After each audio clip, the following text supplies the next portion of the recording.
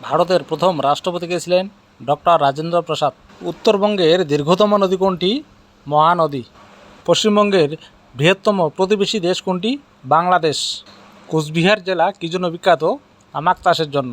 শিক্ষক দিবস কবে পালিত হয়? 5ই সেপ্টেম্বর। সবুজ সাথী প্রকল্পে কী দেওয়া হয়? সাইকেল বিতরণ করা হয়। ভিটামিন ই এর অভাবে কোন রোগ হয়? বন্ধ্যাত্ব রোগ হয়। নেপালের রাজধানীর নাম কি? কাঠমান্ডু।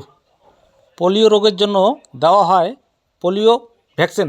স্বাধীন ভারতের প্রথম প্রধানমন্ত্রী কে ছিলেন? পণ্ডিত জওহরলাল নেহেরু।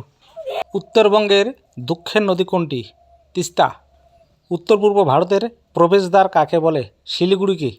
স্বাদ ও সুগন্ধে কোথাকার চা বিখ্যাত? দার্জিলিংয়ের চা। প্রথম পানিপথের যুদ্ধ কবে হয়েছিল? 1526। দ্বিতীয় পানিপথের যুদ্ধ কবে হয়? 1556। তৃতীয় পানিপথের যুদ্ধ কবে হয়? 1761। ভারত স্বাধীন হয়েছিল কবে? 1947।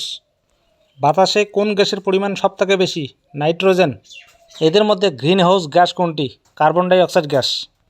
কত বছর অন্তর অন্তর জনগণনা হয়? 10 বছর।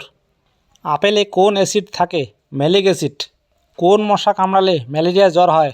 স্ত্রী অ্যানোফিলিস মশা। রক্ত কত প্রকার? রক্ত 4 প্রকার।